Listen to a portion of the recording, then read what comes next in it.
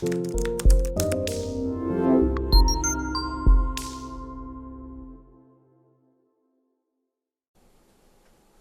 podcast, in this episode we sit down with Amanda Stevens. She is the Executive Director of ArtsBridge here in the Mid-Ohio Valley.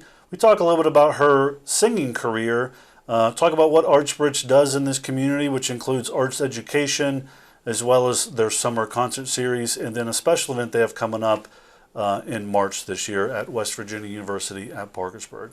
I hope you enjoy. Amanda, you're an artist yourself, so tell me about your background a little bit, and then eventually what led you to become the Executive Director of ArtsBridge. Sure. Thanks for taking the time to let people get to know me a little Sure. bit. This is fun. I am a singer.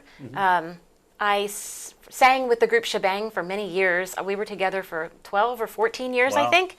We started in 2000, and we went from there, and there were 4 of us, all girls. And we did a cappella music, and we also sang with tracks. Sometimes we sang with bands, but we ended up covering we did shows all through Ohio, all over West Virginia. We even did some in Maryland, and we got to open for Charlie Daniels, and we Wow. got to open for Rascal Flatts and Tanya Tucker. And it was a really cool life experience, and I think having those experiences, I don't know, it added a lot to me and how I look at things, and Sure. yeah, it's cool. And then from there, I started singing with the Mix Band. Some people in Parkersburg know the Mix Band in the area. Their lead singer is Casey Powell. Love Casey. She's awesome. And I sing with them. Sometimes I do backup vocals. Sometimes we trade off. But I don't play any instruments is what I'm getting at. I don't go up there and play guitar for them or play the drums for them. And they do a wide variety of music too. Kind of like Shebang did more country. Mix does more a little bit of everything. And we played a lot until about a year ago when 2 of the band members moved down south. So we don't really get to play very often. Okay. But, when they come in town, we do the VFW. We're going to do the Parkersburg Arts Center's Gala this year. So we've got some stuff coming up. That's cool. And now you're the Executive Director of ArtsBridge. How long have you been in that role? Almost 2 years. 2 years. And what exactly is ArtsBridge and your role with them? What does that encompass? Well, the easiest way to describe ArtsBridge is, let's see. ArtsBridge began actually in 1966. Okay. Very brief history lesson. And it started out as the Arts Council of the Valley. And then just a group of about 250 citizens came together and said, hey, we need an arts advocacy group in this community. And then in 1986, we took on the name ArtsBridge, and we started creating our own programming. And it was a united way of the arts at that time. And in 2017, we did away with re-granting and focused all of our efforts into our own programming, which is 95% arts education. Okay. That's our big focus area is arts education. We have programs in the schools in 5 counties. We have events throughout the whole year, which as we go on, I'll be happy to tell you more about those. Sure. But I came to ArtsBridge as the office manager, Okay. and then when the last director retired, I took on the role as, we combined office manager and director at that time to see how that would go, and I've really enjoyed the last 2 years. Okay. You talk about arts education, so kind of as a question leading into that, why is it important to have arts in the schools, primarily the elementary schools? Because I know that's been a debated topic as far as funding goes in those positions. Oh, yeah. So why does ArtsBridge think that it's really important to have that?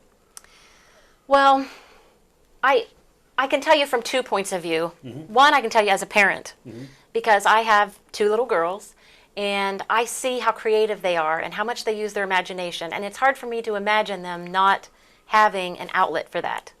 And I realize that so many children do not have a creative outlet. And now from the other point of view, as just a citizen, just a concerned person, and as someone who's gone through the school system, how do we learn to think outside the box? How do we learn to come up with new solutions to new problems, things that didn't even exist before. You have to learn to think creatively, and that's what art does to us. You have to have that. Right. I think it's just as important as math and English, because it makes you a problem solver. Right. You know, because art, you're creative, you make things work, and that's what artists do. And I don't just mean visual arts. Right. So tell me a little bit more about the program and what you're doing in the schools. Okay, I'll start out by telling you about our biggest and our fastest growing arts education program. It's called Art Cart, and the idea for it was brought to Artsbridge by Kate Esbenshade Hushen. In 2016 was the pilot year. There are 19 elementary schools in Wood County, and only one of them has an art teacher. So Kate said that as a high school art teacher, she was having students who didn't know some of the basic terminology, what the color wheel, primary, secondary colors. In high school. In high school, and I will say that we have some really good middle school art teachers here. So, they do a good job. The problem is that it's not in the elementary schools. Right. And so we were realizing if kids can be reached when they're younger and taught this stuff on a more of a beginner's level. And so we started a pilot project at Vienna School that year. And then the program was so successful by the students, teachers, administrators, and Board of Education that it has grown exponentially. Because in 2017, we were in 4 schools. 2018, we were in 9 schools. We started 2019 in all 18 schools. We are going into next school year with 2 grade levels in all 18 schools. Now, as we all know, there's going to be a different number of schools next year in Wood County, Right. but it'll still be the same number of classrooms. So we're going to be in about 200 classrooms with the Art Cart program. Right now, it's only in 4th grade, and we're in about 100 classrooms. But next year, we're either going to be in 4th and 5th or 3rd and 4th. But it's really great. It focuses on the 7 elements of art, and it's based on the West Virginia State Standards for 4th grade art. Okay. And the instructors do a great job. We have a great team of Art Cart instructors. Now, where do they come from? Are they just volunteers, employees, teachers? They're not volunteers. They're contracted employees. Okay. They work with Artsbridge for the Art Cart program, Okay. and they travel from school to school because you can imagine. I mean, the school day is only so long, Right. and to try to fit 18 schools. Some of the schools have 4 4th grades. Some of them have 1 4th grade. These teachers have to divide and conquer. Sure. So it's fun. The scheduling, I think, the ladies that do the scheduling, Kelly Shook, she's an angel because I think Yeah. that the scheduling would be the hardest part of it. And she did the brunt of that for the last couple years. And you do some school tours? We do. The 2 longest running Artsbridge programs for arts education is our school tours. It's called the Artist on Tour series. And then we have our catalog series, catalog program. The Artist on Tour is where each school year we bring 3 national tours Okay. to the schools. And it's called a tour because they literally take a week and they do Belpre and Warren one day. They'll do Pleasance and Jackson County one day. All of Wood County, 2 performances in one day, and then they'll do Ritchie County in one day. So it is like the artist is Sure. going on tour. And for example, coming up this spring, Mad River Theater is bringing John Henry, the story of John Henry, on tour. Kathy Reeder is our arts education coordinator that handles the tours, and she does a fabulous job. And in the fall, one of our tours we had was Luke Frazier brought the American Pops Orchestra from Washington, D.C., and they did The Old Lady Who Swallowed a Fly. And the kindergarten, 1st, and 2nd graders loved it, as you can imagine. So Right. we're going to have them back again next year because Luke's from Parkersburg. That's cool. So, and then I touched on the catalog program, and it is where, we have a lot of artists in this community. And I don't just mean visual artists. I Sure. mean musicians, singers, songwriters. And what they do, we have an actual catalog. And all the participating schools get one of these, and the teachers shop the catalog for what goes with their personal curriculum. And they can have, for example, Patty Cooper is in the catalog, and she does living history. she can come and do a Betsy Ross presentation to whatever goes along with what they're studying. Wow. And so that's something that we offer for local artists to tie it into our arts education program. Kind of customized to what's going on in the classroom already then, what they're doing. Yeah. Tell me, but you said there was a scholarship now? Yes, and I mentioned Luke Frazier. Yeah. He actually is the one who began the scholarship with ArtsBridge. He sponsors it. It is going to be an annual thing. We just selected our first winner that we've not announced yet. Oh, so this is the very new thing. Okay. Yeah. And it's going to be for a graduating high school senior that's pursuing fine arts in college. It's $1,000. So there's always next year for if you have somebody. And then in partner with that, he also established a teacher award where each year we're going to give out 2 $500 awards to fine arts teachers. They have to be currently teaching fine arts in the Mid-Ohio Valley. And we've received several nomination forms, and the panel is going to be selecting the winners for that. And that's really exciting because we've got some hardworking arts advocates, people out there on the front lines working, yeah. and I think they deserve to be recognized. Sure, that's definitely a good thing. So, in addition to the arts education and working with the schools, you guys are also known for doing some community events too, like the concert series. Yes, if you've ever driven by the city park on a Thursday night in the summer, we have the summer music series, and it's at 7 o'clock every Thursday night, June, July, and August. These concerts are free. They're fully handicap accessible. We even have food vendors now come and set up shop. It's a really neat atmosphere, and it's so great to see people from all walks of life come and enjoy this. I mean, we have buses come from local nursing homes. Wow. I mean, they look forward to it. I'm sure, yeah. Yeah, and last year they even sold homecoming rubber ducky derby tickets. Yeah. They brought the car there and parked it. It was just really neat. But those concerts, Nathan, they have to be I say local artist. They have to be fairly local. Right. They can, the idea is we're trying to promote and support and provide performance venues for local people. And we try to change it up. We try to have bluegrass, classic rock, a little bit of everything. Cool. And this year we just started our first winter music series at the Grand Central Mall. It was every Sunday of December, January, and February, and it was really a great, I was really impressed for our first year how well it went. Similar type of music or? Yep, similar type of music. And also, both of those series feature schools. We had the Waterford High School Band, Parkersburg South High School Jazz Ensemble, Marietta High School Choir. So we're always trying to integrate the schools wherever we can. Sure. So you have your offices are located downtown Parkersburg. So are there activities, you do a lot of outreach in the community, are there activities at your facility or your office as well? Yeah, I love where we're located. We're at 925 Market Street. I'm sure that you guys have heard the news that Parkersburg's getting a children's museum, and it is going to be catty corner from us. Okay. And I couldn't be more excited about that. And, we're about 2 blocks exactly from the Parkersburg Art Center, the Actors Guild, the Art Beat Studio of Wood County Society. I love that we're all right there together, and we've been calling ourselves Creative Corner. Okay. And we've kind of been getting together and finding new ways to collaborate because that's what you have to do. I mean, there's power in numbers, there's strength in numbers, and we can do more when everybody's trying to help each other and wants good for each other. So we're trying to do that. But we feature in our lobby a different artist each month. Okay. 4 months out of the year we have high schools. Not just high schools, because Warren brings their whole school district.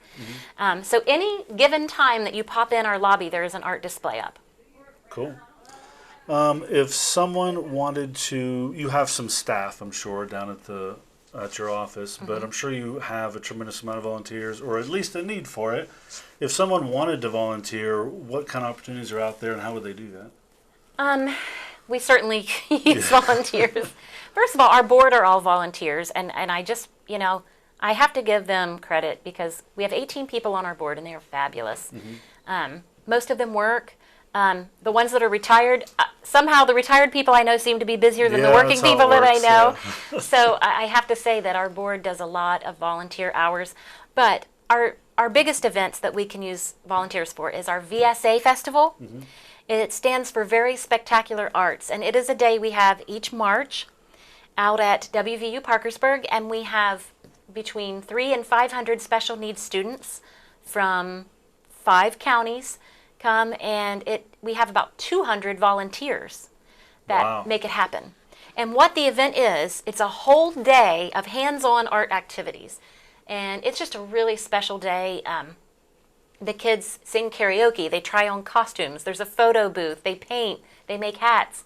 They play instruments. It's a really cool day, and it's just for them. It's this coming up soon? It is March 17th, and our So- theme this year is St. Patrick's Day Arts Bash. So I will be dressed like a leprechaun, Okay. perhaps. You said karaoke. Does that mean you're going to sing? Well, the last 3 years I've shown up there as Elsa. I'm putting the pressure on. Yeah, Elsa will not be making an appearance this year. Okay. Yeah, I know. The last 3 years, Elsa has been there and sang. And this year, since it's an Irish theme, we're going to have bagpipers and Irish dancers. Oh, and I that's was like, cool. I think Elsa needs to give it a rest for VSA this year. Well, I'll challenge Dr. Gilmer to get up and Don't you love him? sing a few songs. He's one of our board members. Oh, is he? Okay. Yeah, and he's going to give the opening remarks. He and Mr. Hossaflook at the VSA festival, and that's what I was saying. Our board is just a lot of really movers and shakers, and we're lucky to have them. But yeah, if you're looking for a volunteer opportunity, we follow us on Facebook, because we have a very active presence on there. Yeah, and what we'll do is however you're listening to this or watching it, in the comments or description, we'll link all the above, That'd be website, awesome. Facebook, and all that stuff as well. And Nathan, you and I went to school together, We sure so we did. go way back. We do. And I remember when you played basketball for Yeah. PHS. And, and I'm just sitting here thinking, you're rather tall. And so I can't really put a leprechaun costume on you. No, Would that be funny? A tall lip. it would be I funny. know. I'm trying to think. The irony might be the most fun. I could be available that day. 17th? Yep. Yeah. It's an awesome day. You can try your skills at karaoke, painting, Well, that would not. That's not Yeah. the karaoke. I don't think. yoga. So. I would do that. Yeah, there's a yoga group. That named would Santa be Luis. entertaining. Me doing yoga. I And usually if I've you done yoga, need- but it's been very private. Well, if you I'm need the least leprechaun flexible gear, person you I've know. got gear. Oh, okay. Bow ties, hats. Bring Caroline. There's room for everybody. Yeah. Cool. You kind of keep the community updated on all these events like this one through a regular segment on WTAP. When is that, and how do people find that? It airs every Thursday morning at 6:50 a.m. Okay. and I record it every Wednesday, not at 6:50 a.m. because I wouldn't be so chipper. Right. I guess I'm fairly chipper on there, but you got to love Thomas Battle. I really love that guy. He's always got a positive attitude, and he's never like, "Oh, it's you." Thomas. He's become a good friend, and he loves this community too. He really does. So we're lucky to So have Thomas. Thursday morning, do they put that Thursday out morning on- at 6:50, and I'm always going, have I worn this dress on TAP? Have I worn this dress already? So I have a section of my closet that's like, I've worn this, The rotation I've not is very worn organized. this. Yes. Yes. So, That's interesting. yeah. Well, is there anything else we've missed about Archbridge today? We've been very thorough. We have been very thorough, and I feel like I've just talked and talked and talked, but when you're passionate about something, Sure.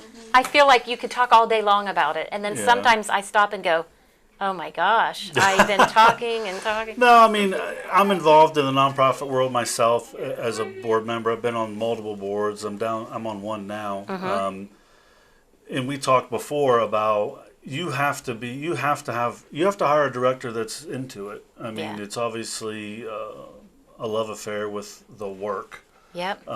So yeah, it's not surprising that when I talk to nonprofit people, they're just always passionate about what they do, and the Yeah. hours are just pretty fluid, as you probably know. You're always kind of doing stuff for the cause, and obviously a good strong board's a good Yeah. place to start. And as a board member, it's a lot of comfort when you can hire an executive director that's passionate about it and works hard for it. So I'm sure your board's very happy with all the efforts you've given them and where the program and the organization's going. Oh, well, thank you. I hope they are. I hope they're I hope they're happy.